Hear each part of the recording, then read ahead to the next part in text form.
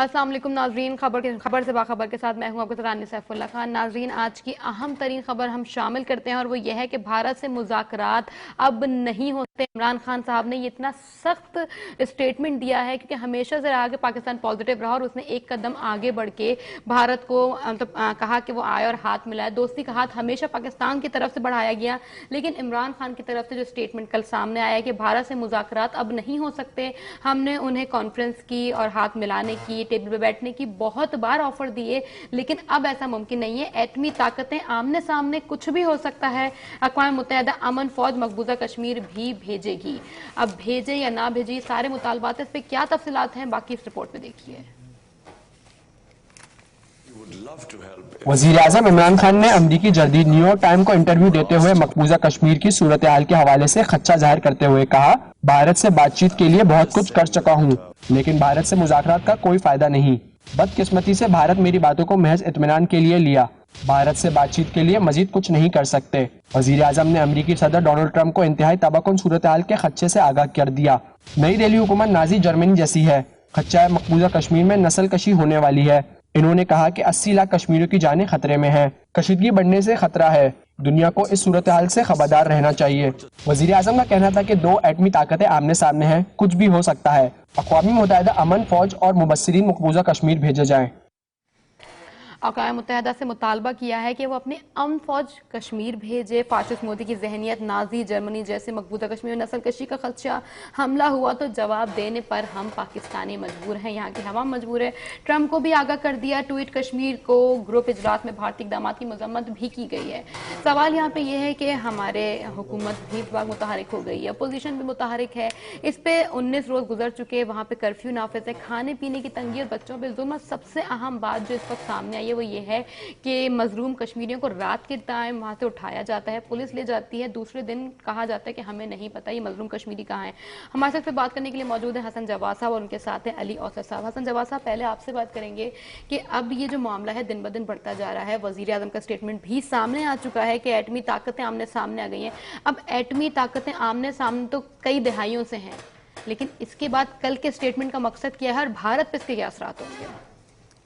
देखिए, भारत पर ये तो एक दबाव है। जिस तरह भी आप उस मामले को ख़त्म करने के लिए जो 17-18 रोज़ गुजरने के बाद इस वक्त कश्मीर के अंदर सूरत हाल है, और इस हवाले से ख़ास तौर पर जो कल सबसे अहम चीज़ है वो जेनोसाइड वॉच की जो रिपोर्ट है उस पर आप देखें कि उसमें भी इन सारी बातों के हवाले से जो है वो खासी कल हलचल मची है, जिसमें ये बात कही गई है कि जो है वो मोदी सरकार जो है वहाँ पर लोगों को हिंदू बनाने पर तुली हुई है और लोगों पर मज़ालिम का सिलसिला जारी है। मुस्तकिल एहतजाज और मुस्तकिल जो उनकी क़यादत है उसकी नज़रबंदी भी वहाँ पर कश्मीरी क़यादत को नज़रबंद किया गया है। आज जुमे का रोज़ है, कश्मीरी क़यादत की तरफ से भी वहाँ पर लोगों को मुजाहरे के लिए लोगों को दावत दी गई है, वहाँ पर एहतजाज की कॉल दी गई है। तो इस सारी सूरत हाल में वज़ीर आज़म की तरफ से इस तरह का सख्त बयान आना, यही आप तवक्को कर सकते हैं। पाकिस्तान जिस हद तक जा सकता है, मसला देखें, आप मकबूजा कश्मीर और आज़ाद कश्मीर, मतलब ये एक मसला तो आपकी बॉर्डर का भी तो मसला है ना। वहाँ पर जो एक मकबूजा इलाका है जिसकी अभी तक उसका तनाज़ा जो है वो हल तलब है, अभी तक उसका उस मसले का हल नहीं निकला है। अक़वाम मुत्तहिदा की करारदादों के मुताबिक उस मसले को हल होना है, वो अभी तक हल नहीं हुआ। तो इस सारी सूरत हाल में जब दो मुल्कों के दरमियान अगर इस तरह का तनाज़ा पैदा होगा तो ये इसके जो नताइज आएंगे तो ये बिल्कुल वाज़ेह इमरान खान वज़ीर आज़म की तरफ से जो बयान दिया गया, मतलब एक वाज़ेह और क्लियर कट बात की गई कि किसी भी तरह की कोई नरम अब गोशा नहीं है पाकिस्तान की तरफ से कि आप अगर ये समझें कि ये सारा सिलसिला भी जारी रहे और इंडिया जिस तरह चाहे, जो रवैया चाहे वहाँ अख्तियार करे और कश्मीर के अंदर मुसलमानों के साथ, कश्मीरियों के मज़लूम कश्मीरियों के साथ जुल्म व सितम जारी रखे, और कोई इस पर जो है वो आप ये भी समझे कि जो है वो पाकिस्तान इस पर कोई सॉफ्ट कॉर्नर देगा। कल दफ्तर ख़ारजा में के डॉक्टर फैसल की तरफ से भी इस हवाले से ब्रीफिंग दी गई और उसमें यह भी बताया गया है कि इंटरनेशनल कोर्ट ऑफ जस्टिस में जो जाने की बात है, इस हवाले से ही मशावरत जारी है। तमाम तर पहलुओं का जायज़ा लिया जा रहा है और जो भी स्ट्रेटेजिक सूरत हाल है उसके अंदर पाकिस्तान अपनी जितनी एफर्ट जो है वो कर सकता है इस हवाले से कर रहा है। ठीक है, भारत क्रैकडाउन भी खत्म करे, यूएन माहिरीन की बात भी असर सामने आई है, जबकि अक़वाम मुत्तहिदा का कत्लेआम रुकवाया जाए, जेनोसाइड वॉच से भी खबर सामने आई। कुछ दिनों पहले आपने देखा बीबीसी की रिपोर्ट थी, अब कल ही रिपोर्ट आई है जेनोसाइड वॉच की, जबकि मकबूजा कश्मीर में नस्ल कुशी का अलर्ट भी जारी कर दिया गया है। अब नस्ल कुशी का अमल तो खैर पिछले ये भी कहते हैं कई दहाइयों से, क्योंकि वहाँ के लोग गायब होते हैं और कब नहीं मिलते, वापस नहीं आते लोग। अभी भी ये कल हमें एक वीडियो मिली थी, उस वीडियो में यही बात सामने आई कि बुजुर्ग ने कहा कि हम सुबह पुलिस स्टेशन ले आएंगे अपने बच्चों को, लेकिन उन्होंने कहा नहीं हम अब लेके जा रहे हैं। जब सुबह पुलिस स्टेशन गए तो वहां पे वो लोग नहीं थे मौजूद, उन्होंने कहा हमें नहीं पता, ना ही हम लेकर गए। अब जेनोसाइड ने क्या कहा, यूएन माहिरीन का क्या कहना था, बीबीसी की क्या रिपोर्ट थी, इस पे हम बात करेंगे एक रिपोर्ट दिखाने के बाद।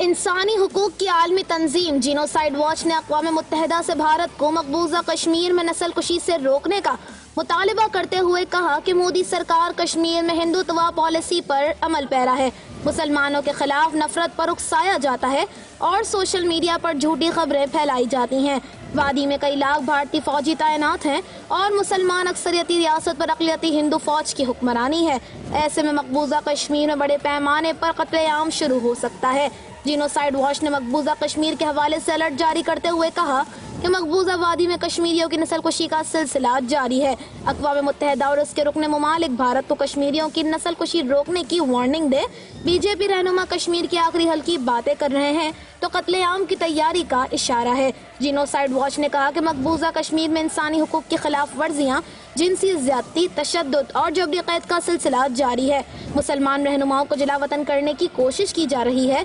मवासलाती निज़ाम मुअत्तल है, जबकि लोगों की नक्लो हरकत और मीडिया पर पाबंदी लगा दी गई है। जी नाज़रीन, रिपोर्ट आपने देखी, आपने मुलाहिजा किया कि क्या हो रहा है। हसन सर से एक बार फिर बात करते हैं। हसन सर, आपने भी पढ़ा कि भारतीय फौज के 70,000 कश्मीरी शहीद भी किए जा चुके हैं। मवासलाती ब्लैकआउट कश्मीरियों को इज्तिमाई सजा देने का मुतरादिफ भी है। अब अगर भारत का मौक़िफ़ जानते हैं या भारतीय मीडिया देखते हैं तो वो लोग किसी सूरत ये मानने को तैयार नहीं है कि वो जुल्म कर रहे हैं कश्मीरियों पे या उनके लोगों पे, मतलब कर्फ्यू नाफिज किया। एक तो भारतीय मीडिया खैर एक सवालिया निशान है ही, लेकिन अगर वो ये सब मान रहे हैं कि हम जुल्म नहीं कर रहे तो मवासलाती निज़ाम क्यों बंद है, इंटरनेट सर्विस क्यों बंद है, स्कूल्स कॉलेजेस ये सब क्यों बंद है? तो कहीं ना कहीं तो अपने आप को जस्टिफाई करें। नहीं, कल इस पर पीपल्स पार्टी के चेयरमैन बिलावल भुट्टो ने भी यही कहा है कि अगर मोदी ये कहते हैं कश्मीर के अंदर उनकी हिमायत मौजूद है तो वहाँ से वो कर्फ्यू हटाएं और वहाँ पर एक जलसा करके दिखाएं। यही मतलब अगर इतनी विल मौजूद है भारत के अंदर और ये वो सब क्या कर सकता है कश्मीर के अंदर, उसकी रेड मौजूद है, तो फिर वहाँ कर्फ्यू क्यों लगाया गया है? जो वहाँ पर उनके वज़रा और दीगर हुकूमती नुमाइंदे वहाँ खड़े होकर ये बात दुनिया को दिखाने की कोशिश करते रहे हैं कि यहाँ सब कुछ खुला हुआ है, उन्हीं के पीछे दुकानें जो है वो बंद दिखाई दे रही हैं। फिर दूसरी बात ये कि देखें, ये तो नवश्ता दीवार है, मतलब इससे आप चशम पोशी नहीं कर सकते। आप दुनिया के अंदर आप अगर सिर्फ ये कहें कि ये कोई पाकिस्तान का प्रोपेगेंडा है या सिर्फ कोई कश्मीरी प्रोपेगेंडा है तो ठीक है, लेकिन आप पूरी दुनिया के अंदर मतलब ना सिर्फ मुस्लिम ममालिक, गैर मुस्लिम ममालिक के अंदर भी आप देखेंगे, यूरोप के अंदर, अमेरिका के अंदर मुस्तकिल एहतजाज चल रहा है। आप ये देख लें कि टर्की ने इस हवाले से काफ़ी वाज़ेह पैगाम दिया, ईरान के अंदर खामनेई साहब का बयान है, ये सब चीज़ें, मतलब ये तो आप किस तरह से आप इसको वो करेंगे। जो दीगर यूरोपीय यूनियन के जो मालिक हैं उनके पार्लियामेंटेरियंस हैं, उनके भी इस हवाले से वीडियो मैसेजेस आए हैं, वीडियो स्टेटमेंट्स आए, तो मुस्तकिल इसके ऊपर अब जेनोसाइड वॉच की जो रिपोर्ट है ये तो किसी भी किस्म का कोई आप ये तो नहीं कह सकते कि एक तरफा कोई रिपोर्ट है। उसने अपनी दुनिया के अंदर उमूमन इन इदारों की रिपोर्ट को बड़ा माना भी जाता है और एक तस्लीम किया जाता है। तो मेरा ख्याल है कि इस पे आप किस तरह से इसको वो कर सकते हैं। अली सर, आप बताइएगा, आज जुम्मे का दिन है और ये काफ़ी मतलब प्रोपेगेंडा ये भी है कि भाई हुर्रियत रहनुमाओं की जानिब से कर्फ्यू तोड़ एहतजाज की कॉल दी गई है। मकबूजा कश्मीर हर कश्मीरी बाहर निकल कर एहतजाज करे, हुर्रियत रहनुमा कर्फ्यू का 18वां रोज़ ग़िज़ा अद्वियात की शदीद किल्लत, स्कूल खुलने का भांडा भी फूट गया, स्कूल सिर्फ दिखावे के लिए खोले गए, बच्चों की तादाद वहाँ नहीं थी, मजबूरी के तौर पर सरकारी स्कूलों के असातिज़ा तो पहुँचे वहाँ पर लेकिन बच्चे नहीं आ सके। और आज जुम्मे का दिन ये कितना अहम होगा कि आप कर्फ्यू तोड़ेंगे, जुम्मे की नमाजों के लिए लोग घरों से बाहर निकलेंगे और फिर आगे पुलिस का क्या रद्द अमल होने वाला है? बहुत शुक्रिया रानी। अब देखें, ये ज़ाहिर सी बात, ये कल ये फैसला हुआ है, जेनोसाइड वॉच की रिपोर्ट भी कल आई है और उसमें बहुत सारे हम लोग जो है कल उसके ऊपर तजिए भी हो रहा होगा, बहुत सारे नाज़रीन हम इसको जानते हैं, लेकिन हम लोग चाहते हैं कि इसको थोड़ा सा इसको और एलाबरेट करें। लेकिन देखें, अब आज जैसे आपने अभी अपनी इंट्रोडक्शन में भी कहा था ना कि ये पिछले जुम्मे को आपको याद है कि थोड़ा सा कर्फ्यू नरम हुआ था और इन्होंने जो है वो वायलेशन की थी और आवाम जो है वो एज ए प्रोटेस्ट बाहर निकल आई थी मस्जिद, जिसके ऊपर फायरिंग हुई थी और 6 अफराद को हलाक जहाँ भाग होने की, शहीद होने की इत्तलात मिली थी। अब देखें, ये अब आने अभी जो 2-3 घंटे के बाद नमाज जुमा है, नमाज जुमा के बाद फिर वो वहाँ पर किस तरीके से वो कर्फ्यू डिफाई करते हैं, आवाम बाहर निकलती है, वहाँ पर पूरी तरीके से लोग जो है मेंटली तौर पर और फिजिकली तौर पर तैयार है। यहाँ तक तो खैर अभी मैं अब आ जाएं ये जेनोसाइड वॉच की रिपोर्ट के ऊपर। जेनोसाइड वॉच ने जो अपना, यानी कि जैसी ये रिपोर्ट आई है तो आप यकीन करें कि मेरे जहन में उसी हो रहा है कि वही हो रहा है जिसका खदशा मेरे हम लोगों के जहन के अंदर आ रहा था कि ये आर्टिकल 370 और 35A जो ख़त्म किए जा रहा है, इनकी बेसिक वजूहात, ये वजह क्या हो सकती है। सबसे पहले ये कि नीम खुदबख्ताराना हैसियत ख़त्म कर दी आपने। ICJ के अंदर भी आप कोर्ट ले वो अपना केस लेकर गए हो, लेकिन आप, और उसके बाद फिर ये इंटरनेशनल जो ह्यूमन राइट्स की ऑर्गेनाइजेशन है विद इन द इंडिया भी यहाँ पर जो है एक प्रोटेस्ट वाली और उनकी उसकी कंडीशन है। देखें, अब जैसे जो एक तो 70,000 के करीब जो है वो शहादतें हो चुकी हैं और सबसे बड़ी बात जो जेनोसाइड वॉच जो हाईलाइट करी है वहाँ पर रेप केसेस को हाईलाइट कर रही है कि किस तरीके से रात की तारीकी के अंदर आती हैं। और वो अभी एक कल की इसी के रिपोर्ट के अंदर ये मैं डिटेल पढ़ रहा था कि ये फौजी अंदर घुसते हैं, माँ के अपने कनपटी के ऊपर जो है वो पिस्तौल रखते हैं, उसके बाद उसके बेटे को लेके चले जाते हैं और कुछ भी जो है वो उसको पता नहीं होता। ये सारी हाईलाइट्स जो है ना ये सामने नजर आ रही हैं। अच्छा, 370A जो सबसे बड़ी बात ये कि आपको याद होगा हसन के, अगर उसमें जैसी ये जब 370A को 4 अगस्त को उन्होंने ख़त्म किया था तो उसके फ़ौरन ही बाद जो है वो सोशल मीडिया के ऊपर ट्रोल होना शुरू हो गया था कि हम अब गोरी लड़की के साथ शादी, कश्मीरी खूबसूरत हसीन और जमील लड़की के साथ शादी कर सकते हैं। ये माइंडसेट, हिंदू तवा का जो माइंडसेट है ना, वो मैं बताना चाह रहा हूँ कि वो एक, अब वहाँ पर जाएंगे आपने जो है कि हिंदू वहाँ पर जाके आप प्रीचिंग कर सकते हैं और सबसे बड़ी बात ये कि आप लैंड ऑक्युपाइड कर सकते हैं। अब वो आप जिससे जो एक पूरी एक जो डेमोग्राफी है उसको वो एक चेंज करने की बात हो रही है। सबसे ज़्यादा किसी भी खित्ते के अंदर, किसी भी सोसाइटी के अंदर, देखें मज़हब के नाम के ऊपर अगर आप रिसेंटली अगर जो ना वाक़यात अगर देखें तो वो यूगोस्लाविया था जिसमें जो है वो अक़ीदे की बुनियाद के ऊपर क्रिश्चियंस और मुसलमान जो है वो आपस में लड़े थे। और उसके बाद फिर इंडोनेशिया था जिसमें वो मशरिकी तैमूर अलग हुआ था, वो क्रिश्चियन था। ये छोटी छोटी वाक़यात हैं जो हमें नज़र आते हैं वहाँ पर ना। बाकी और कहीं यहाँ पर अब फिर दोबारा से एक मज़हब को एज ए टूल यूज किया जा रहा है बाकायदा डेलिबरेटली। हालांकि साउथ एशिया में जो अगर आप देखें 2000 साल तारीख उसकी उठाकर तो मज़हब की बुनियाद इतनी वो नहीं थी कि जो है कि वो इंतहा पसंदी की तरफ जा सके, लेकिन बाकायदा जो है वो पहले यहाँ पे एक इस्लामिक शिद्दत पसंदी को उभारा गया तालिबान की शक्ल के अंदर और अब हिंदू तवा को बाकायदा तौर पे उभारा जा रहा है। यानी कि अब वो जब अगर अकीदे की बुनियाद के ऊपर इतनी ज़्यादा तकसीम हो जाती है तो बहुत नामुमकिन होता है कि आप जो है वो किसी सोसाइटी को एक साथ मिला के बैठ जाए, अनलेस और अनटिल जब तक कोई बड़ा वाक़या वहाँ पर ना हो। जंग, अब इसी खबर के साथ अगर आप इसी पूरे वाक़े को अगर आप लिंक करें तो जो खान साहब का जो स्टेटमेंट है कि इस वक्त अब बातचीत के दरवाजे बंद हो चुके हैं, 2 एटमी ताकतें आमने सामने हैं। उस वक्त तो ये अब लोग अब चहमी गोइयाँ शुरू हो गई हैं इस वक्त पूरे पाकिस्तान के अंदर, आम जनरल पब्लिक के अंदर कि जंग हो गई है तो सामान जो है वो अपने घरों के अंदर रख लिया जाए। हॉस्पिटल्स की क्या कंडीशन है, वहाँ पर अगर जख्मी हो जाता है, बम गिर जाता है, ये लिटरली ये वाक़ई अब डिस्कशंस होना शुरू हो गए। तो इसके लिए अकल के होश के नाखून लें। भारत जो आपने कहा था ना कि ये, और उसके बाद फिर ये इस किस्म के वाक़यात को ख़त्म करें। भारत को अगर होश के नाखून लेने होते तो वो फरवरी वाले वाक़े से ही होश के नाखून ले लेता। ठीक है, पाकिस्तान इतना नहीं मतलब आगे से सामने आया, ये इतना फिर भी ये स्टेटमेंट था कि उनके हमने पायलट को भी रिहा कर दिया, अपना पॉजिटिव जेस्चर दिखाया, लेकिन उसके बावजूद भी भारत को उस बात से भी अकल आ जाती। लेकिन अगर उनका मीडिया ये पोज ना कराता कि वो लोग जीत कर आए और उसको ऐसे ना सेलिब्रेट किया जाता। भारत एक और बात भी सेंसर सामने जो आ रही है कि अब इमरान खान साहब का भी आया है हमारे पास के अब स्टेटमेंट जो आया है कि भारत मुज़ाकरात अब नहीं होंगे। यहाँ पे डोनाल्ड ट्रंप साहब के पास से भी, अमेरिका का भी सारे स्टेटमेंट सामने आ रहे हैं, दफ्तर खारजा से भी वहाँ स्टेटमेंट आ रहे हैं, लेकिन भारत कुछ 2-4 दिनों से कुछ खामोशी है। या तो वो अंदर ही अंदर अपने काम कर रहे हैं, उन्होंने खामोश रहते हुए क्या प्रूफ कर रहे हैं ये समझ से बाहर है। आप इसका अमली मुजाहरा तो हम वैसे देख रहे हैं ना, वहाँ पर कश्मीर के अंदर जो कर्फ्यू की सूरत हाल है मुस्तकिल वो जारी है, और लोगों के साथ जो वहाँ पर जुल्म बर्बरियत है वो तो मुस्तकिल उसी तरह जारी है ना। तो यहाँ के वज़ीर आज़म का स्टेटमेंट सामने आया, डोनाल्ड ट्रंप का स्टेटमेंट आया, लेकिन मोदी का स्टेटमेंट नहीं आ रहा। वज़ीर दिफा ने भी कह दिया, उनके और भी रहनुमा, लेकिन मोदी साहब वो पर्सनली खुद चुप हैं। जाहिर सी बात है कि उनके पास कोई जस्टिफिकेशन जब तो वो पाकिस्तानी हुदूद इस्तेमाल करके फ्रांस गए हैं वहाँ पर, ताकि वहाँ पे मुकदमा वगैरह किसी चीज़ें दी जा सके। लेकिन बहरहाल ये एक अच्छी बात है, ठीक है, आप उसके अंदर एक जंग के धाने के ऊपर मौजूद है, लेकिन उसके बावजूद भी आप जो एक जेस्चर है आपका, एक इंसानी बुनियादों के ऊपर जो है वो आप एक दुश्मन मुल्क के भले वज़ीर आज़म हो, या आप बज़ाहिर एक दुश्मन मुल्क का वज़ीर आज़म हो, उसको आप जो है रास्ता दे रहे हैं। लेकिन आप पाकिस्तान के लिए सबसे बड़ी रिस्पॉन्सिबिलिटी है, थोड़े से हार्श जुमले हैं, लेकिन सबसे ज़्यादा रिस्पॉन्सिबिलिटी है जो तहमीना जज्जू और साबिक सेक्रेटरी खारजा को इन्होंने अपॉइंट किया है, मलिहा लोधी साहबा, और इनको कि ये अब कश्मीर का केस मुकम्मल तरीके से ICJ के अंदर, सलामती कौंसिल के इजलास जो होने वाला है उसके अंदर सही तरीके से पुट करें, ताकि ये मसला हल हो। वरना तो फिर आपके पास, अच्छा सबसे बड़ी बात है कि इखलाकी तौर पर और हर हवाले से पाकिस्तान का पलटा जो है वो भारी है, क्योंकि वो आप पूरी दुनिया की जो है वो ह्यूमन राइट्स की ऑर्गेनाइजेशन कह रही है कि यहाँ पर बदतरीन इस्तेसाल हो रहा है इंसान का।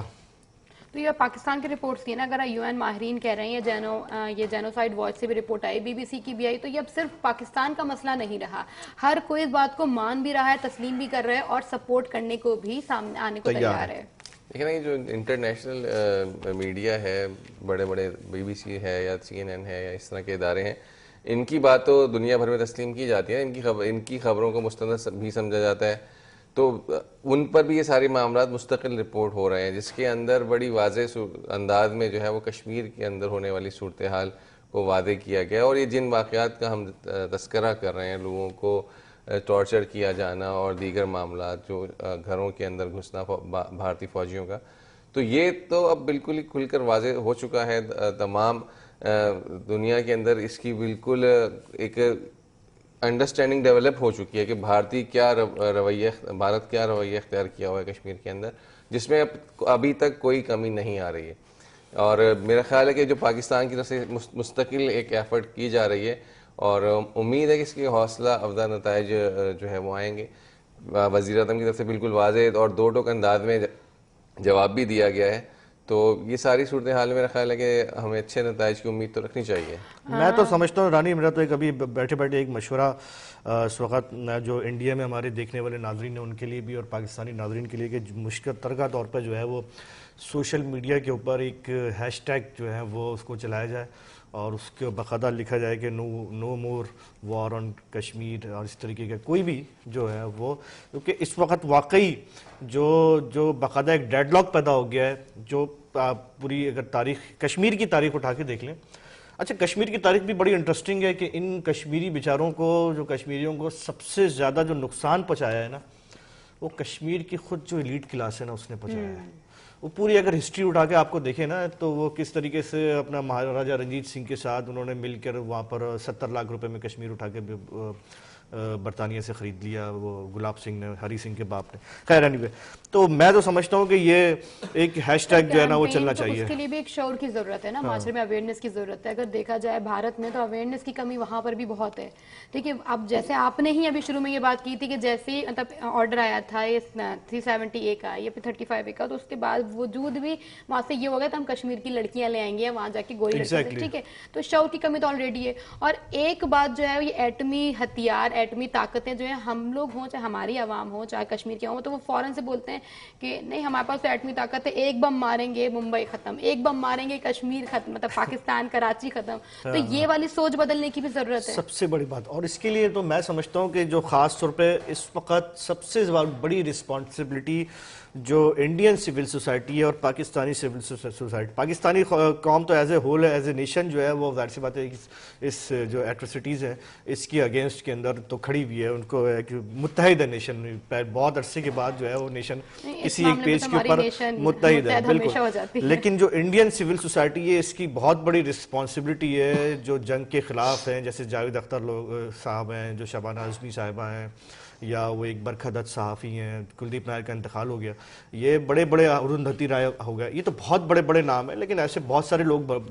भरे पड़े हुए हैं वहाँ पर जो वाकई इंसान दोस्त हैं और सिविल सोसाइटी को इनको चाहिए कि बाकायदा तौर पर India with in inside the India इस ऐसा एक प्रोटेस्ट वगैरह और एक ऐसा एक मूवमेंट शुरू की जाए, ख़ास तौर पे ये सोशल मीडिया का ट्रोल, और इसके अंदर बाकायदा एक जॉइंट अलाइंस या जॉइंट वेंचर होना चाहिए जिसमें पाकिस्तान के सोशल मीडिया एक्टिविस्ट और सोशल मीडिया को जो फॉलो करते हैं वो और इंडिया के लोग, तो और वो बाकायदा तौर पर मिलकर एक ऐसा हैशटैग चला जाए कि जिससे जो है वो जंग को किसी तरीके से जो भी अगर इसके जो चांसेस हैं वो जो अगर पैदा हो रहे हैं तो वो भी खत्म हो जाए। और ये ह्यूमन राइट्स तो खैर पता ही है, में फिर भी थोड़ा आज़ाद है पाकिस्तान का मीडिया, आज़ाद हम कहते हैं, पाकिस्तान के अवाम आज़ाद है, हम फिर भी कुछ ना कुछ जाके ट्विटर पे अपलोड कर सकते हैं, फेसबुक पे, लेकिन इंडियन मीडिया भी इतना आज़ाद नहीं है। वो हमने मतलब फरवरी के बाद से देखा कि जैसा जैसा मोदी सरकार चाह रहे थे वो उनकी मीडिया दिखा रहा था, चाहे वो झूठ का पलंदा कहें, हम झूठी खबरें कहें, लेकिन उनके मीडिया पे वही खबरें थी जो मोदी सरकार के जबान पे थी। ठीक है, अब वो लोग भी वही चाह रहे थे, तो इस सिचुएशन में उनका ना मीडिया आज़ाद है ना वहाँ की आवाम आज़ाद है। हमने देखा कल कांग्रेस के रहनुमा को भी गिरफ्तार कर लिया गया। तो ऐसी सिचुएशन में आपको लगता है कि ये बड़े बड़े नाम या छोटे नाम वो बाहर निकल कर आएंगे और एहतजाज करेंगे?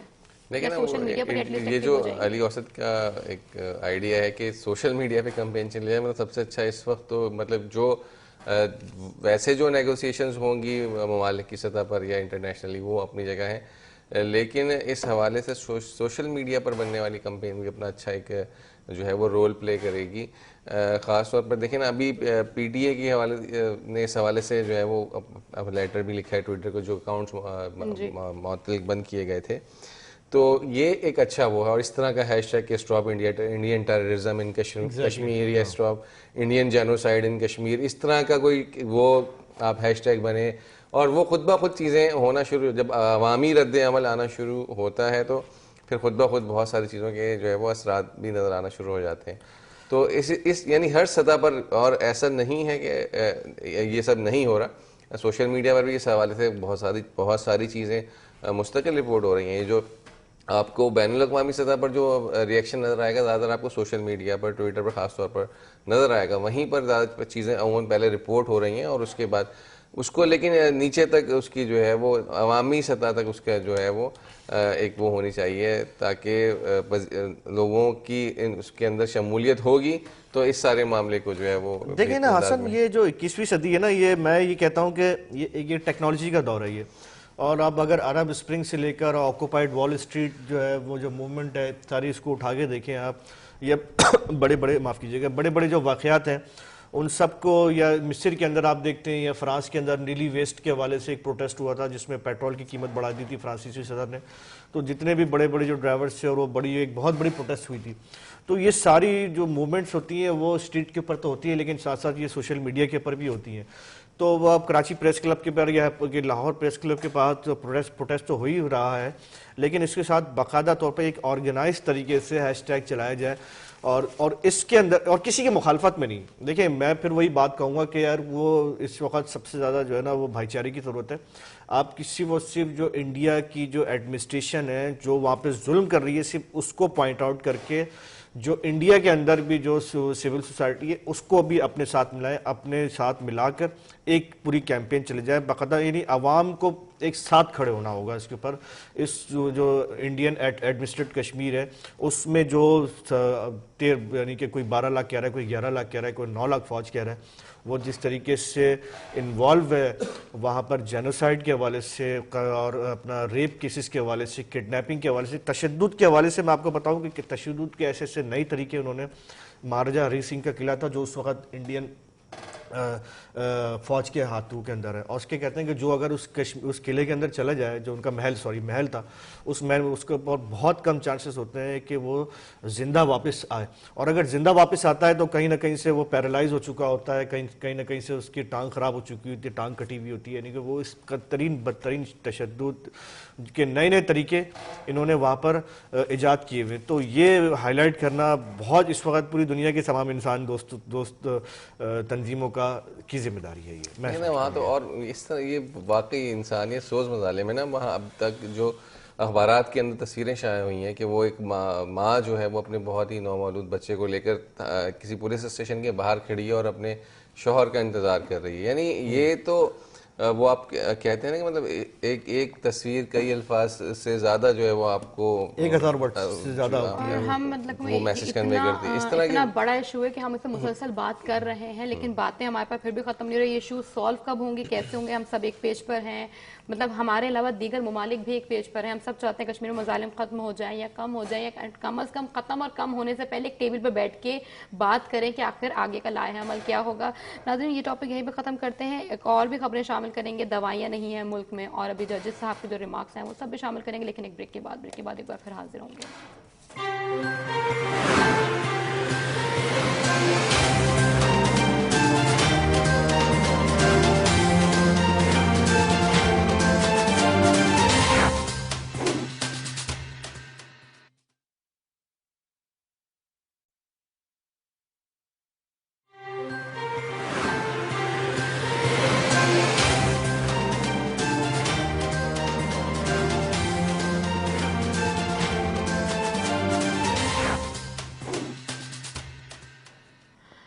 वेलकम बैक नाजरीन। हमारे पास खबर यह है कि झूठे गवाहों के लिए भी अब कार्रवाई की जाएगी। झूठे गवाह जितने भी सामने आएंगे उनके खिलाफ भी कार्रवाई होगी। अब ये एक अहम बात भी है और एक अच्छी खबर भी है कि जो झूठे गवाह आ जाते थे टाइम पैसे लेकर या किसी भी मजबूरी की वजह से अपनों को बचाने के लिए, अब उन पर अमल दरामद किया जाएगा। पुलिस की गवाही नाकाबिल कबूल करार नहीं दी जा सकती। सुप्रीम कोर्ट के रिमार्क से कोई और गवाह ना हो तो जुर्म साबित करने के लिए पुलिस गवाही भी काफी होती है। नफरत अंगेज मवाद फैलाने के मुलजिम की दरखास्त बरियत मुस्तरद कर दी गई। कत्ल का मुलजिम बरी। झूठी गवाही से मुतालिक 1951 में चीफ जस्टिस मुनीर के फैसले के बाद मामला खराब हुआ। चीफ जस्टिस ने कल ये भी रिमार्क्स दिए हैं। मजीद क्या रिमार्क्स दिए और उस पर क्या कार्रवाई है, इस पर रिपोर्ट दिखाते हैं आपको।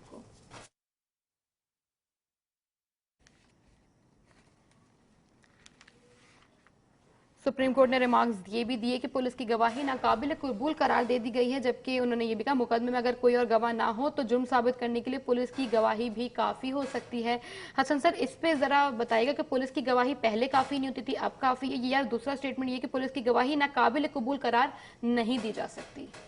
देखिए, कल एक सुप्रीम कोर्ट के अंदर एक कत्ल केस के हवाले से समाअत हुई और उसके दौरान चीफ जस्टिस ने इस हवाले से रिमार्क्स दिए हैं कि जो झूठी गवाही है उसके हवाले से कि मतलब आप इस तरह के केसेस जो है वो रिपोर्ट होने लग जाते हैं कि केसेस जब रिपोर्ट होते हैं और लोगों को सज़ाएं मिल जाती हैं, उस पर बड़े सख्त जो है वो उस पर उन्होंने अपनी रिमार्क्स दिए हैं। जिसके बाद जो है वो उससे एक रोज़ पहले भी इसी तरह का एक केस हुआ अदालत के अंदर, जिसमें जो है वो अदालती, क्योंकि हमारे यहाँ सबसे बड़ा जो अदालती मुकदमात के हवाले से जो एक बहुत बड़ा अंबार मौजूद है और बहुत सारे मतलब जहाँ एक तरफ बेगुनाह लोग हैं वो अदालती केसेस के अंदर अपना वक्त जिनका जो है वो ज़ाया होता है और दूसरी तरफ जो है वो ऐसे लोग हैं जो जिनको सज़ा मिलनी चाहिए वो आज़ाद घूमते। तो इस हवाले से जो मुख्तलिफ इन 2-3 दिनों के अंदर ख़ास तौर पर सुप्रीम कोर्ट में जो के मुकदमात की समाअत हुई है उसके अंदर बड़े अहम रिमार्क्स आए हैं। ये कल भी नसरुल्लाह नामी एक शख्स जो है वो सरगोदा गालिबन शहर का, उसके हवाले से एक मुकदमे की समाअत थी जिसमें चीफ जस्टिस सुप्रीम कोर्ट ने जो है वो रिमार्क्स दिए थे और उसमें ये कहा था कि जी ये झूठे गवाहान के हवाले से जो है वो अब कार्रवाइयाँ शुरू की गई हैं और जो है वो अब वो झूठे गवाहान जो है वो अब भागना शुरू हो गए अदालत से। इस हवाले से पहले फुटेजेस भी आती रही हैं कि वो एक गवाह था जिसने जब सरजनिश की गई तो वो वहाँ से फिर भागा और उसने वहाँ पर अदालत के सामने जो है माफ़ी मांगी। तो ये एक अच्छी मतलब देखें मतलब बहुत पॉजिटिव चीज़ें हैं कि जो इन तमाम चीज़ों में जो बेहतरी आएगी तो हमारा सिस्टम जो है इससे काफ़ी मतलब बेहतरी की तरफ जाएगा। क्योंकि हम अगर देखें जब अगर आप इन कोर्ट्स के अंदर जाके देखें तो मतलब इस तरह के बहुत सारी चीजें दिखती हैं आपको। वाकयात भी बहुत ज्यादा हसन सर, आपने पिछले दिनों देखा होगा कि एक ये खबर भी आ रही थी कि एक ही गवाह जो मुख्तलिफ केसेस में और मुख्तलिफ गवाह बन के एक ही अदालत में खड़े हुए हैं, अदालत ने खुद ही पॉइंट मैं आपको थोड़ा सा कि आप हर उसमें गवाह बनकर सामने आ जाते हैं, ये है। लेकिन इसमें ये है कि विटनेस को, अब कल का जो स्टेटमेंट था उसमें ये भी कहा है जज साहब ने कि अगर झूठे गवाह आ रहे हैं तो उनको आने दें, उसके बाद आगे की कार्रवाई हम खुद देख लेंगे। नहीं रानी देखें, ये तो हमें सबको पता है कि ये झूठे गवाह आ रहे हैं, ये एक अभी केस हाईलाइट हुआ है, लेकिन इसकी वजह ये है कि सवाल ये पैदा होता है जो मेरे ख्याल में इस उठाने की ज़रूरत है कि ये झूठे गवाह आते क्यों हैं। सवाल ये मेरा जो अच्छा मैंने कुछ अर्से कुछ अगर हम जब हम रिपोर्टिंग वगैरह करते थे तो कुछ कालाधन तंजीमों के जो उनके केसेस चल रहे थे तो उसको फॉलो कर रहे थे। उसके अंदर हम लोगों ने हमारी एक स्टोरी भी फाइल की थी उसके के जितने भी जो कालाधन तंजीमों के जो टेररिस्ट थे वो जब कोर्ट के अंदर जाते थे तो एक ही बंदा होता था, वो कोई रिटायर्ड पुलिस वाला होता था, कोई जो है वो गवाही देने के लिए पहुंचा होता था और वो ये कहता था कि हाँ जी जब ये लोग कत्ल कर रहे थे तो मैं दूर खड़ा हुआ देख रहा था और मेरे सामने सारे सब के अंदर वही वाक़ जिसके ऊपर वो एक्विट भी हो गए थे, उनको जो है कि वो कर दिए गए थे कि तुमने झूठी कर। इसकी वजह ये है कि पुलिस के पास कोई ऐसा कोई लॉ या कोई ऐसे नहीं है जो विटनेस को जो प्रोटेक्ट कर सके। मुझे याद है कि वो जो मौलवी इसाक जो थे कलदुम लश्कर जंगी की जो हेड थे, उनका एक केस लाहौर के अंदर चल रहा था और उसके अंदर जब वो अदालत के कटहरे में खड़े हुए थे ना, ये बड़ी हॉरिफाइंग है, मामूली चीज़ नहीं है झूठी गवाही। वो क्यों लोग आते हैं, लोग सच्ची गवाही देने से डरते क्यों हैं? लोग बेसिकली गवाह जो है वो जाके किसी भी जुर्म के खिलाफ गवाही देने से डरता क्यों है? उसकी प्रोटेक्शन नहीं होती है। इसकी मिसाल तो वो बाकायदा मौलवी इसाक ने वो अपना उसके बाद कटहरे में के अंदर जब उसने वो जो विक्टिम का जो कातिल मकतूल का जो भाई था वो शायद गवाही देने के लिए आया था, तो बाकायदा उसने खड़े होकर कहा कि मुर्दे गवाही नहीं देते और उसके बाद फिर जब वो बंदा बाहर निकला उसको हलाक कर दिया। तो ये वाकयात होते हैं बेसिकली लोग जिसकी वजह से जो सच्चे गवाह है ना वो आपको अदालत के अंदर आने और तो फिर मजबूरन पुलिस को अपनी इन्वेस्टिगेशन कंप्लीट करने के बाद फिर कुछ ऐसे, क्योंकि पूरा हमारा कानून का जो सिस्टम है गवाहियों की ज़रूरत होती है, जो दो गवाह होते हैं या सब चीज़ होती है वो फिर अपने ही कोई गवाह जो पेड गवाह होते हैं वो पेश करने पड़ते हैं। कतई नज़र इस बात के कि देखिए मैं फिर आपको कहूँ कि बहुत सारी ऐसी चीज़ होती है जिसके अंदर रियल कल्प्रेट पुलिस पकड़ती है लेकिन उसके पास कोई गवाही देने के लिए तैयार नहीं होता। तो इसमें अगर ये जो पूरा एक सिस्टम है अदालती जुडिशल सिस्टम है, इसको अगर आपको उसको रिवाइज नहीं करेंगे तो फिर इसी तरीके से बाज़ औक़ात बड़े बड़े जो कातिल होते हैं वो भी छूट जाते हैं इसी वजह से। ये एक बहुत इंपॉर्टेंट चीज़ है ये और जो मैं बताना चाह रहा था। अली सर ये भी हो सकती है ना कि मतलब जो केसेस इतने देर से सुनवाई होती है, साल 2 साल 3 साल, तो उसमें जो कातिल होता है या फिर जो मुजरिम होता है उसको भी टाइम मिल जाता है कि वो सारी कार्रवाई भी कर सके, गवाह अपना मतलब आप उसको पैसे देके खरीद भी सको या किसी और के नाम भी कर सको। तो अगर ये केसेस भी मतलब डे बाय डे होना शुरू हो जाए, 3 दिन के अंदर केस अगर आपका वाइंड अप हो रहा है तो इसमें भी थोड़ी कमी आ सकती है। रानी 19 लाख केसेस हैं इस वक्त जो पेंडिंग के अंदर पड़े हुए हैं। उसके ऊपर इकोनॉमिस्ट की रिपोर्ट थी, आज से 1 साल पुरानी रिपोर्ट है ये, जो मैं जब चीफ जस्टिस साबका चीफ जस्टिस जो है वो विजिट कर रहे थे अस्पतालों के, तो इकोनॉमिस्ट ने बड़ी एक सरकास्टिक सटायर लिखा था बेसिकली, और उसका स्टार्ट इससे किया था हसन, बड़ा इंटरेस्टिंग था यार, कि वो चीफ जस्टिस 19 लाख केसेस जो हैं वो पेंडिंग पाकिस्तानी अदालतों के अंदर पड़े हुए हैं और चीफ जस्टिस साकिब निसार साहब मुर्गी की चिकन फीट देखते फिर रहे हैं कि इसके अंदर क्या चीज़ें हैं। तो वो उस पर, और ये इंटरनेशनल मीडिया ने हाईलाइट किया था, तो अब ये तो केसेस की हालत है कि, और अगर उस पर देखा जाए तो शर्जील मेमन साहब के पास वो खुद गए थे,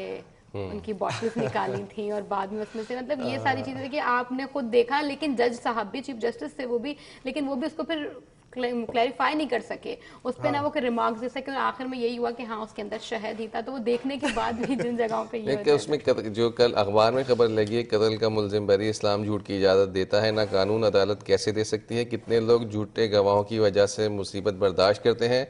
गवाह अल्लाह का नाम लेकर झूठ बोलते हैं, जब से कार्रवाई शुरू हुई झूठे गवाह भाग रहे हैं। ये कल जो बिल्कुल उनके वहाँ पर स्टेटमेंट था। तो ये सूरत हाल असल में देखें ना, ये जज साहब की जो सर ये ठीक है आपने स्टेटमेंट पढ़ा, यहाँ पर भी है मेरे पास भी कि कत्ल के मुलजिम बरी झूठी गवाही से नहीं दे सकेंगे अब, या फिर अगर वो देना चाहें तो दें, हम उन्हें खुद पकड़ लेंगे। लेकिन ये एक स्टेटमेंट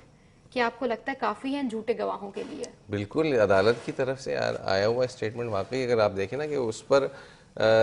देखिए ये तो एग्जाम्पल सेट होती है ना, लॉ आगे बनेगा, झूठे गवाह आ रहे नहीं है। अब अदालत एक केस जो चला रही है 3 साल बाद तक के लिए, आज एक उसकी मतलब पेशी है, आज वो जा रहे हैं समाप्त के लिए, फिर 3 महीने बाद 4 महीने बाद अदालत को तो मुझे क्या आप ज्यादा बात से बात है कि जो पूरी जुडिशल रिफॉर्म्स जो पूरी दुनिया पूरे पाकिस्तान के अंदर जिसके ऊपर बात होती है कि जब तक जुडिशल रिफॉर्म्स जो है वो नहीं होती है ना,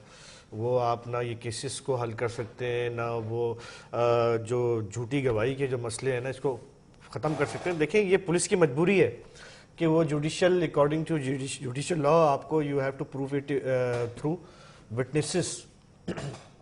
अब अगर आपके पास विटनेसेस नहीं है और आपके पास लोग तैयार ही नहीं है, लोग मैं खुद अब हम लोग देखें, अगर हमारे सामने कोई क्राइम होता है यार, कौन बार बार अदालत में जाएगा, 2-2 घंटे अपने वक्त ज़ाया करेगा और कोई ऐसी वो होगी, फिर उसके बाद मेरी जान को भी पड़ा रहेगा, मेरे अपने बीवी बच्चे होंगे, पूरी फैमिली मुझे चलानी होगी। मैं क्यों कहूँगा कि यार छोड़ो यार, मैं क्यों किसी फटीक में। लेकिन मेरे ख्याल है इसमें ये तो एक आपकी बात बिल्कुल ठीक है, लेकिन जब आपकी इस हवाले से एक सोशल अवेयरनेस होगी, मेरा ख्याल है कि अमेरिका वगैरह मेरी किसी हिसाब से बात हो रही थी, तो वहाँ पर जो हियरिंग्स चल रही होती हैं मुख्तलिफ इशूज़ पर, उसके अंदर जनरल पब्लिक का जो इंटरेस्ट होता है या उसमें कोई पाबंदी है उसमें वो जाकर शरीक होते हैं, और उस हियरिंग के अंदर एक शहरी के तौर पर लोग शरीक भी होते हैं, उनको बाकायदा पाबंद भी किया जाता है इस बात का कि आपने उस हियरिंग के अंदर शरीक होना है मुख्तलिफ केसेस के हवाले से, सोसाइटी के हवाले से, ताकि सोसाइटी भी अवेयर रहे। मतलब उन कोर्ट्स के अंदर जो लोग बैठे होते हैं सिर्फ वो मतलब फरीक़ैन ही नहीं होते, बल्कि आम शहरी को भी वो शरीक करते हैं ताकि वो सोशल इश्यूज़ के अंदर इन हो सके। और दूसरा, लेकिन हमारी अदालतों के अंदर बहरहाल जो बात आप लोग कर रहे हैं, जो केसेस के हवाले से बात कर रहे हैं, मुख्तलिफ वाक़यात हैं। अभी गुज़िश्ता दिनों लाहौर की अदालतों के अंदर 2 वाक़यात कत्ल पेशी पर आए हुए मुलजिमों को जो है वो अहाता अदालत के अंदर भी कत्ल किया गया। फिर देखें ना हमारी अदालतों के अंदर इस तरह के जो वाक़े देखें ना, फिर ये भी बहुत सारे मसाइल हैं। कल ही सिंध हाई कोर्ट के अंदर जो है वो एक पसंद की शादी का मामला था, फरीक़ैन अदालत में थे और अदालत में ही झगड़ा शुरू हो गया। सिंध हाई कोर्ट के अंदर लोग ख़वातीन भी आपस में लड़े और मर्द भी आपस में लड़े, जिस पर जो है वो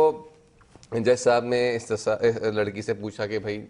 शादी के हवाले से कि आप मालूमात जब ली, उसको वक्त दिया गया कि अब तुम अपनी बहन से मशवरा कर लो। और जब लड़की से पूछा भाई आप कितनी पढ़ी हुई हैं, तो उसने कहा कि मैं तो अनपढ़ हूँ, मैंने तालीम हासिल नहीं की। वालिदैन से पूछा कि बच्ची को क्यों नहीं पढ़ाया, तो उन्होंने कहा कि हम नहीं। जिस पर अदालत ने इजहार बरहमी किया बच्ची के वालिदैन पर कि आपने पढ़ाया क्यों नहीं, और उस पर जो है वो इजहार बरहमी किया। तो यानी इस तरह के मसाइल भी तो आप देखें ना कि अदालतों के अंदर झगड़े भी शुरू हो जाते हैं। और फिर तालीम का सबसे बड़ा मसला कि पसंद की शादी कर तो ली, लेकिन अब आप देखें ना, अगर अदालत जब चीज़ों को ठीक करने के हवाले से उसके पास उसको वक्त दिया, मशावरत का वक्त दिया कि अपनी बहन से मशवरा कर ले, यानी आप दूररस नताइज क्या निकलते हैं इन सब चीज़ों के, तो वो उसके वहाँ पर वो मसाइल ना रुक रहे हैं, ना मतलब ख़त्म तो एक नामुमकिन वाला दुनिया में नज़र आता है, लेकिन रुक भी नहीं रहे। और आगे क्या हो रहा है, आप कह तालीम का एक तरफ मसला, दूसरी तरफ दवाइयों का भी मसला है, सेहत का मसला है, दवासाज कंपनियों की मनमानियाँ जारी, ड्रैप की कीमतों में कमी के लिए वज़ीर आज़म को ख़त लिखा गया है। ये छोटे छोटे इशूज़ होते हैं जिसके लिए आप मतलब वज़ीर आप इन्हीं लिए तैनात करते हो, हर डिपार्टमेंट के आपके एक हेड होते हैं, वो सब कहा है कि अब ये छोटे इशूज़ के लिए भी वज़ीर आज़म को ख़त लिखा जाएगा। जबकि दूसरी जानिब मरियम औरंगजेब साहिबा का भी बयान सामने है कि दवाइयां छीनकर आवाम को डेंगू के हवाले कर दिया गया। अब हम वैसे तो ये अपोजिशन पार्टी है, लेकिन कहीं ना कहीं इन्होंने काम किया या नहीं किया, लेकिन इन्होंने जो बात हाईलाइट कर दी है ना, ये बहुत इंपॉर्टेंट है। क्योंकि अभी पिछले दिनों आपने देखा डेंगू के केसेस किस तरह सामने आ रहे हैं, स्पेशली कॉन्गो के केसेस ये बकरा ईद के बाद से किस कदर सामने आ रहे हैं और कितनी जाने ले गया है, ये भी ना हॉरिफाइंग कंडीशन है। तो 26 केसेस रिपोर्ट हुए हैं सिंध के अंदर, 14 की हलाकतों की भी खबर है। इसी तरह कल लाहौर के अंदर भी केसेस रिपोर्ट हुए थे 4, और रात एक खबर इस हवाले से चल रही थी कि मरीज़ की कंडीशन बेहतर नहीं है। क्या स्टैटिस्टिक्स जो हैं उसके बिल्कुल इस वक्त एग्जैक्ट फिगर तो हम नहीं दे सकते, लेकिन 186 डेंगू के हवाले से भी जो है वो कराची में रिपोर्ट हुए थे सिंध भर से। तो आउटब्रेक तो है इन सारी, उसका जो वबाई अमराज इस वक्त फैल चुके हैं, ये गंदगी भी इसकी वजह है। लेकिन बहरहाल ये सब चीज़ें अपनी जगह, दवाओं की आप बात करेंगे, दवाओं के पैसे नहीं, लोगों के पास तो यहाँ खाने के पैसे नहीं हैं। आप शहर में जब निकलते हैं तो एक तरफ गंदगी है और उसी गंदगी के अंदर हम गुजर भी रहे होते हैं और कुछ लोग वहीं सड़क किनारे बैठे हुए जो है वो भीख भी मांग रहे होते हैं। अगर मैं ये जी प्लीज कंप्लीट करें। मैं कल बस एक यही बात करना चाह रहा था कि कल भी अभी हमने क्योंकि वो ये जो बात कर रहे थे कि पसंद की शादी वाला मामला, तो वो बच्चों के हवाले से खासतौर पर बहुत सारी चीज़ें हमें हमारे माशरे के अंदर इस हवाले से बहुत सारी चीज़ें रिपोर्ट हो रही हैं। कल मैं वही देख रहा था कि एक छोटी सी बच्ची जो है वो फुटपाथ पर खड़ी हुई कुछ सामान बेच रही थी। बच्ची बहुत ज़्यादा बड़ी नहीं थी, कोई 6 साल की होगी, और उसके पास बेचने के लिए जो है वो एक चमकता हुआ फ़ोन, एक घड़ी थी और एक उसके हाथ में पेन भी था। लेकिन मेरी नज़र के अंदर आपको बहुत सारे लोग दिखते हैं, लेकिन वो उस वक्त हुआ ऐसा कि वो बच्ची फुटपाथ पर खड़ी हुई वो बेच रही थी और उसके सामने से एक आदमी गुजरा और उसकी गोद में भी उतनी ही बड़ी बच्ची थी और वो उसको गोद में उठा के तो वो उस सीन ऐसा था कि उसने एक ऐसा नहीं, वो एक बच्ची वो खड़ी वहाँ सड़क पे, उसके चेहरे पर जो तासुरात थे आप यकीन करेंगे वो देखने वाले थे। उसने कोई ऐसा इस चीज़ का इजहार नहीं किया कि उसके पास कुछ नहीं है, लेकिन आप देखेंगे उसी उम्र की एक बच्ची को एक बाप गोद में उठा कर लेकर जा रहा है और एक वही छोटी बच्ची सड़क पर खड़ी हुई कुछ चीज़ें बेच रही है। तो ये हमारे माशरे के बहुत सारे मसाइल हैं। मेरा ख्याल है कि इनके भी तदारुक को किसी न, हम जहाँ पर अपना बहैसियत शहरी भी बहुत सारी जगहों पर अपना किरदार अदा कर सकते हैं कि ऐसे बच्चों को कि जो जहाँ पर जो आप जिस तरह फैसिलिटेट कर सकें, उनको स्कूलों तक पहुँचा सकें, उनको स्कूलों तक पहुँचाया जाए। तालीम भी एक बुनियादी मसला है और जो है वो 2 वक्त की रोटी भी एक बुनियादी मसला है। मेरा ख्याल है इस पर भी जो है वो हुकूमतों को तवज्जो देनी चाहिए। ये तो अपना हसन, ये रियासत का मैं समझता हूँ कि ये बहुत बड़ा फेलियर है। जो ये एक अहम एजुकेशन जो है ना, वो एक अहम तरीन इस वक्त पूरे पाकिस्तान का सबसे बड़ा मसला है। कि मैं तो कहता हूँ कि यार आप एक वक्त खाना ना खाओ लेकिन अपने बच्चों को ज़रूर पढ़ाओ। ये अब जैसे ये एलोप कपल्स वाले जो वाक़यात होते हैं, इसमें बाज़ औक़ात जो है बेवकूफ़ी भी लड़कियां कर लेती हैं, लड़के भी बेवकूफ़ी करते हैं। पहले तो जब आप लोगों की डिस्कशन सुनी थी, मैंने तो मेरे जहन में आता जब आपने कहा कि यार वो कोर्ट के अंदर फैमिली, मैंने कहा यार मसला क्या है? अगर कोई लड़की अपनी मर्जी की या लड़का अपनी मर्जी की शादी करना चाह रहा है तो उसका प्रॉब्लम क्या है उसकी फैमिली को। लेकिन बाज़ औक़ात ये होता है कि वाकई एक लड़का कोई क्रिमिनल रिकॉर्ड का है, इतनी शऊर नहीं होता, तो फैमिली जो फैमिली इंस्टीट्यूशन होता है जिसकी जिम्मेदारी होती है कि सही और गलत, कि देखो ये सही है और ये गलत है, फैसला करना तुम्हारा काम है, उसके लिए एजुकेशन की ज़रूरत होती है और वो रियासत की जिम्मेदारी है। रियासत अनफॉर्चुनेटली इस जगह के ऊपर टोटल फेलियर इसका नज़र आता है कि रियासत ने कहीं आपको हेल्थ की और एजुकेशन की फैसिलिटीज़ नहीं दी है। हेल्थ के ऊपर अभी जैसे अभी आपने भी इंट्रोडक्शन किया कॉन्गो, और अभी हमारे पास टाइम कितना है हमारे पास टाइम अभी थोड़ा सा डिस्कस कर लें इसके ऊपर। अपना अच्छा, डेंगू एक ऐसी चीज़ है रानी के इससे बहुत आसानी से बचा जा सकता है। डेंगू एक मखसूस किस्म की मादा मच्छर होती है जो कि शदीद तरीन गर्मी के अंदर वो निकलती है। अच्छा, ये पाकिस्तान के अंदर आया है, पुराने टायरों के अंदर इसके अंडे होते थे जिसके बाद ना, और ये साफ पानी के अंदर अंडे देती है ये। अच्छा, बिल्कुल जो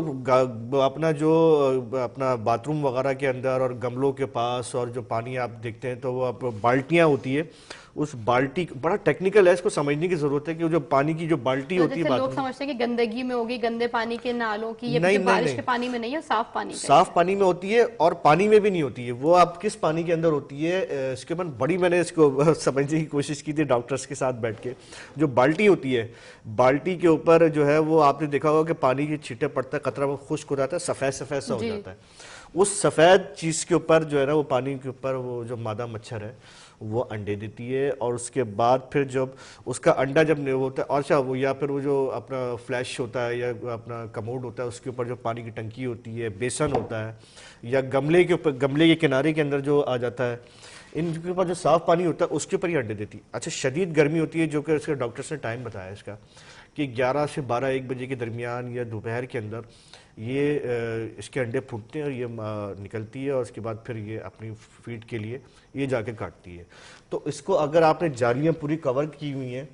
और ख़ास तौर पर जब ये डेंगू सीज़न होता है इसके अंदर आप जो है 11-12 बजे 1 बजे शदीद गर्मी वाले जो टाइम होता है ना, उसमें अगर आप जिसमें हब्स होता है उसमें आप बाहर ना निकलें और अपने घर को थोड़ा सा क्लीन कर लें। ये जो पानी के जो ये तालाब बने हुए होते हैं और छत के ऊपर आप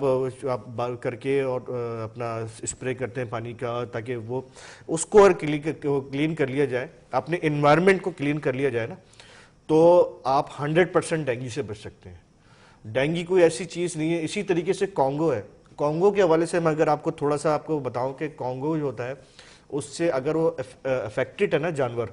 तो आपको पता नहीं चलेगा। उसको आप जितनी भी वैक्सीनेशन करवा लो, जितनी भी उसके अंदर, क्योंकि वो कॉन्गो वायरस जानवर के ब्लड के अंदर होता है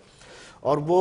बिल्कुल जानवर सेहतमंद होता है, वो उसके खाने के लायक होता है उसका गोश्त। अगर वो आ जाए जानवर, तो जब आप जानवर को हलाल कर रहे होते हैं, ज़बह कर रहे होते हैं, तो जो उसका खून जो उछल के सामने आता है ना, जैसे ही आप गर्दन कटती है उसका खून प्रेशर से आता है, तो अगर वो कसाई होता है या जानवर का जो हैंडलर होता है, उस वक्त उसने अगर दस्ताने पहने हुए हो, यानी कि अगर नाखून के अंदर उसकी कट लगा हुआ है तो और वो उसका ब्लड उससे मिल गया, तो कॉन्गो वायरस होने के चांसेस हैं। वो खून जो है 5-10 मिनट के लिए आप बहने दें, दस्ताना पहन के दबा करें और वो बहने दें उसको आप। जब वो बैठ जाए, जानवर पड़ा हुआ है, ठंडा हो जाए, उसके बाद आप करें। अब कोई नहीं होगा, कोई कांगो, कोई ऐसी चीज, ये छोटी छोटी अवेयरनेस की चीजें हैं। अवेयरनेस की बातें ये सारी, अब मुल्क में ये है कि अवेयरनेस की कमी है। अगर देखा जाए हेल्थ के इश्यूज भी देखे जाए, आप हाई कोर्ट ने जो रिमार्क्स किए लड़कियों की शादी, एक और बात बस मैं करना चाहूँगा कि हेल्थ के हवाले से बात हुई, लेकिन जो हम बच्चों के हवाले से इससे पहले बात कर रहे थे, कल ये जो लड़कियों में तालीम के हवाले से बात की, उससे पहले वो रेहान वाला केस था, उस पर बात हुई। बच्चों की कितनी अहमियत है। कल जो पार्लियामेंट के अंदर न्यूजीलैंड की आप देख सकते हैं, स्पीकर ने गोद में बच्चे को लेके एक फीडर से उसको फीड करवा रहे हैं, तो ये एक मैसेज है। मेरा ख्याल है दुनिया के अंदर इसको पूरी बहुत पजीराई मिली है। क्या कहते हैं? मैं ये इसको अच्छा ये टाइम नहीं है, कर सकते हैं। हम जल्दी से प्रोग्राम खत्म करते हैं। सारी हैं बातें, अवेयरनेस की जरूरत है। अब अगर हम कश्मीर के इशू से थोड़ा बाहर आएंगे तो हमारी हुकूमत कहीं इधर उधर देख के हो सकता है थोड़ी बेहतरी लाने की कोशिश करे। नाजरीन, यहाँ प्रोग्राम का वक्त खत्म हुआ है और नेक्स्ट वीक इंशाल्लाह आपसे एक बार फिर मुलाकात करेंगे। तब तक के लिए अल्लाह हाफिज।